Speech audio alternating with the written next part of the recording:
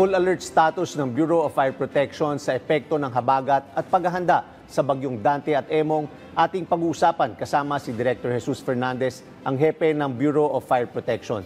Director Fernandez, magandang tanghali po.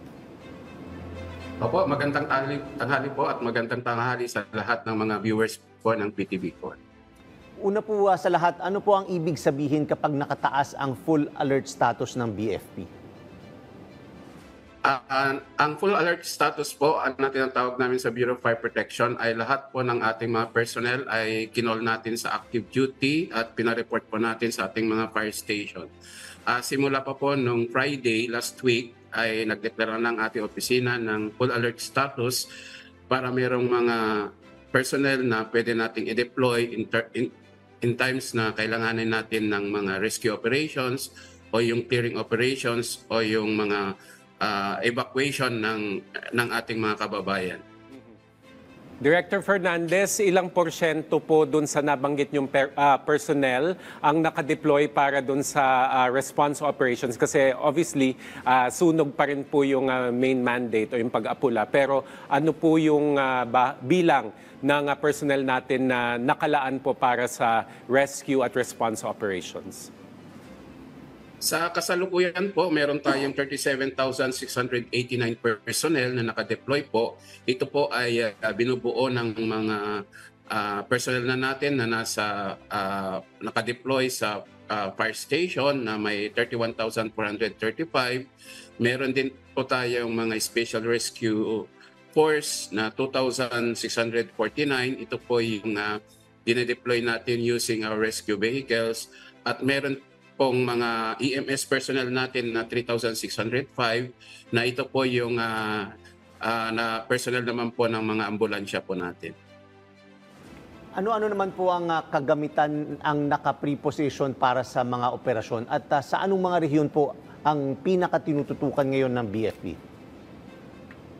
Sa ngayon po, meron po tayong 2,958 na fire trucks na deploy. Meron pong CSS truck, ito yung rescue truck po natin na nakadeploy po, 62. Ambulansya po natin ay meron 289. At meron po tayong mga rubber boats at other watercraft na nakadeploy po. Ito po ay almost mga 40 units po. Sa most affected areas po na binabantayan ng BFP, NCR po ang pinakamalaki ng ating deployment. Meron po tayong almost mga 5,000 na personnel nandun at yung na-evacuate po ng mga families sa NCR po merong 16,427. Sa Region 3 po merong 5,738 families. Sa Region 4A may 3,323. Ang Region 2 po may 993 at ang Region 1 po may 711. Ito po ay in coordination sa ating iba't ibang LDRRMO sa mga local government units at kami po ay we coordinate with LDRRMO in terms of our responses. Ano po ang halimbawa po ng tulong na ibinibigay ng BFP? Kasi nabanggit nyo po, nakiki-coordinate kayo sa NDRRMO. Pero kunyari po, nasa binahang lugar po ang mga kawani ng BFP. Ano po specifically ang tasks o ginagawa ng inyong mga kawani? Unang-una po, kami po yung inatasang mag-road clearing kasi may mga equipment po kami gaya ng mga chainsaw at may mga collapse structure po na pagka malakas po ang hangin ay natutumba po yung mga kabahayan. Doon po kami nagre-responde. During naman po flooding, pagkababa ng baha ay may mga putik po, nagkakandak din po kami ng flushing sa mga daanan. At yung mga kabahayan po na nabaha, pagka maraming putik, ay nagkakandak din po kami ng flushing. At of course, sa mga evacuation centers po ay nagde-deliver po kami ng mga tubig para sa ating mga evacuees. At saka may mga naman po, mga other activities gaya ng mga kakailanganin ng ating mga barangay na mga tubig, ay kami po ang tinatap ng mga ating mga local government units para mag-deliver po ng tubig. Ang BFP rin po ba ginagawa niyo rin po yung search and rescue? At kung ginagawa po ninyo, may initial na datos po ba kayo sa bilang ng casualty at mga individual pa na kasalukuyang nawawala batay sa inyong search and rescue efforts? Sa kabuuan po, ang BFP ay nag-conduct ng 2,554 search and rescue activities. Meron pong na-retrieve ang Bureau of Fire na 11 na dead or cadaver na na-retrieve natin. Ito po ay in coordination po sa mga LDRMO na kasama po natin sa pag-retrieve. At sa kasalukuyan po ay merong hinahanap na 6 na missing doon sa mga flooding na nangyayari sa ating bansa. Director Fernandez, ngayon po ba o sa mga nakaraang araw, meron po ba kayong mga hamon o challenges na kinaharap sa pagsasagawa po ng inyong mga operasyon at pagbibigay po ng humanitarians at disaster relief assistance activities?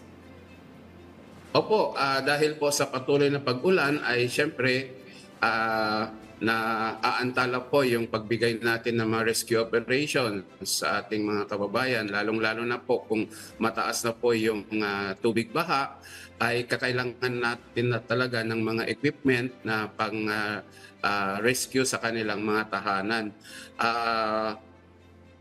Ang pangalawa pong hamon namin, of course, yung mga power interruption na experience natin. May mga electrocution po kasi na nangyayari. At of course, pagka pinasok po ng ating mga personnel, yung mga bahay, ay tignan natin mabuti kung naka-live pa yung mga electrical system nila dahil yun po ang dahilan kung bakit may mga electrocution. At ang isa pa naming natitignan na challenges, of course, yung limited naming mga equipment, of course, pero sa ngayon ay continuous pa rin yung Bureau of Fire Protection to procure more rescue equipment para sa ganon ay magamit natin in times of these calamities. Ano naman po yung mga karagdagang paghahanda ng BFP dito sa Bagyong Dante at Bagyong Emong? Naka-full alert status pa rin ang ating mga personnel on field at anuman yung maitulong ng ating mga BFP in coordination with other rescue agencies ay readily available naman po ang ating mga personnel para tumulong. May mga personnel din po tayo na nakadeploy dun sa mga repacking warehouse ng DSWD, tumutulong din tayo para sa ganon ay tuloy-tuloy pa rin po yung pagbigay ng mga ayuda sa mga nasalanta ng baha at yung mga mga other personnel naman po ay naka-standby sa fire station para kung may mga kailanganin ng ating local government unit na additional personnel ay meron pong maipabadala ang BFP to support yung LGU. Okay, maraming salamat po sa inyong oras, Director Jesus Fernandez, ang hepe ng Bureau of Fire Protection.